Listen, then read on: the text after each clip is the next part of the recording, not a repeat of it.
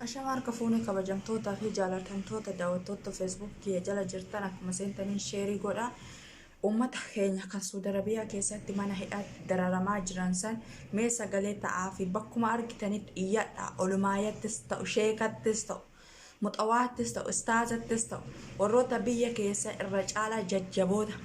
Yeroo dhimma biraa wanni isaan hin haasofne hin jiru. Uummanni mana hidhaa keessatti ji'a meeqa waggaa meeqa kan ture waggaa meeqa dubartiin waggaa meeqa kan ture jira biyyoota san keessa. Ammas immoo rakkoon akkasumatti hammaatte indee ilma namaa sinitti fakkaanne rakkinni yoo biyyarraa kan baasu taate rakkoo ishiiti ani yeroo sin sadaqaa masjida ijaaruu rakkataa gargaaru uummanni biyya keessattuu yeroo rakkoo dura sinuma kadhatan. Uummanni biyya ormaa keessa jiru kun dhugaan siniin jedha gurubbii ijaaree rakkataa meeqa yeroo isaan rakkatan kanatti maaliif gargaaruu diddan? Wallaahi laaziim mee Oromoo bichaa miti bar immoo rakkoo kana keessa kan jiru kan amantaa kamiyyuu ofirraa qabu ta'ee kan amantaa kamiyyuu qabu saba Itoophiyaa keessa kan jiru yeroo naafxanyaa fi Oromoo fi juuntaa fi kaan waliin addaan qoodu sanii miti.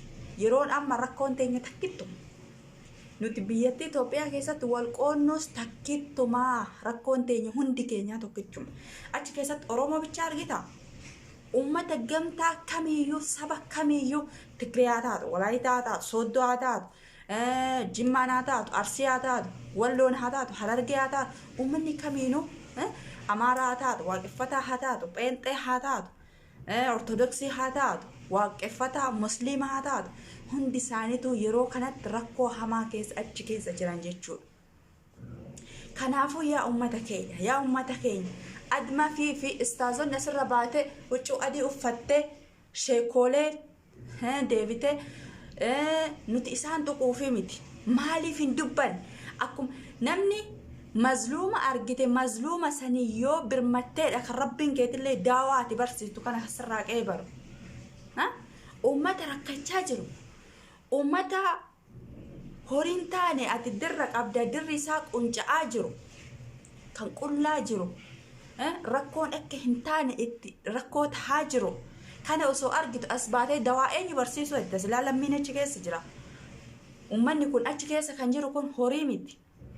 Gaafa ati dawaa barsiistu, gaafa ati nashiidas haa baastu, waan ati hojjettu irratti kan si duukaa deemee si jajjabeessee bakka kanaa si ga'ee teessoo kan siif laatee uummatuma rakkoo ta'an.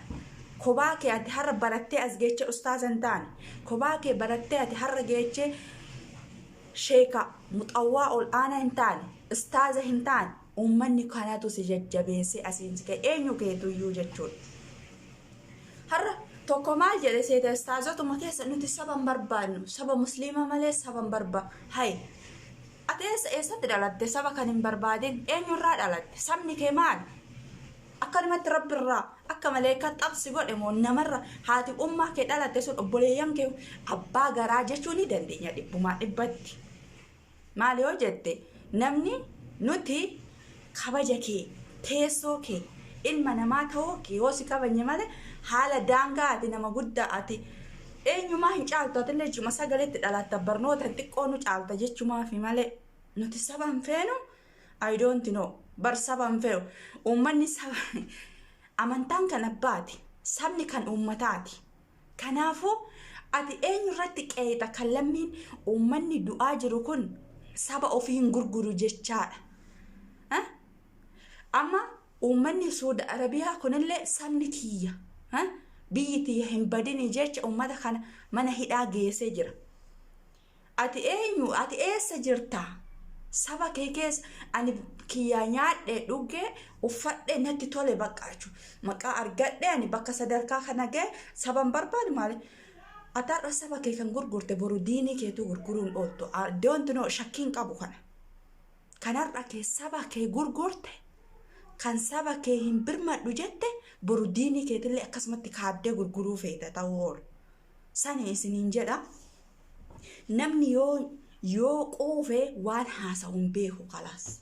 namni yoo beela'e malee yoo quufeen sadarkaa akkana biyya inni keessa taa'u biyya kam biyya guddoo biyya Awurooppaa keessa ishii guddoo waan inni haasa'u waan ilmi namaa hin haasofne daa'imni waan hin haasofne ani saban fedhuudha maashaallah haati ta'e ummaan ta'e abbaan kee obboleeyyan kee warroonni kee guutuun saba akkamii qabanin ja'a nuti amma saba keenya gurgurree kennanii ofi kan ilmaan dhiiga isaa dhangalaasu tan dhiiga ofii haa jedhee bosona keessa deemee caasu saba kiyya hin gurguru ani amantaan kiyya kan abbaa kan ofiiti sabni kiyya kan ummataati dhaloonni kiyya boru itti dhaala lafa kiyya eenyumaafu ati lafa abbaa eenyutti irra teechate kan saban barbaadettu dhugaan siniin jedhaan sheerii godha abbaa feetan biran gaa bar ofii quufanii namaan beela jechuu miti yoo sabni kun guutuun quufe wajjin nyaattee quufte rasuulli sallallahu alaihi wasallam dhugaa siniin jedha wanna nyaatanirraa kophaa hin nyaatan ummata kana guutuu wajjin yoo nyaatan irra quufna jedhanii hagattii tana addan cabsatanii nyaatan ati waan diinii haffazde qur'aana diinii haffazde hadiisa meeqa haffazde har'as deebi'ee saba hin barbaadu bar sabomti tun haa baddu haa facaatu jechuu isaaniiti natti fakkaate namoonni biyyattiin eessa geechee biyyattiin bakka san hin jirtu bar atin beeytu deemiti namoota biraa gaafadhu yaada akkanaa kan warroota yaada akkanaa kana yaadanitti of duubatti nama deebisa dudda duuba yaadan jechuudha fuuldura osoo hin taane ka'a wal kakaasa ummata rakkate kana jabeessa rakkoo hamtuu tana keessa kaasa jenne malee waan irra deemamaa jiru yeroon kamiinuu wallaaltete miti nu dhiisaati daa'imni xiqqoonuu hin beekte jechuudha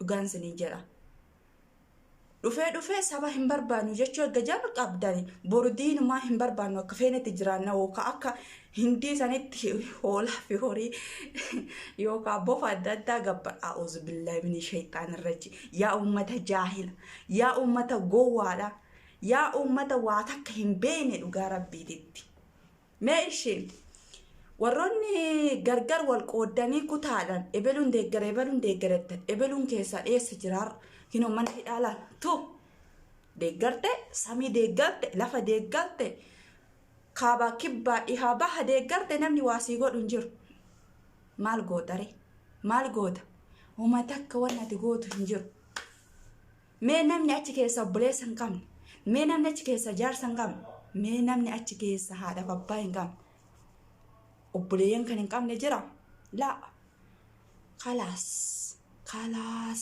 walirraa baatan jechuudha waa takka wanni beeytan jiru anummaa nyaan namoonni nama biyya ormaa keessa jiru rakkoo sirra hoon qaqqabdi boru eenyu si hirmata har'a silaan birmattuufi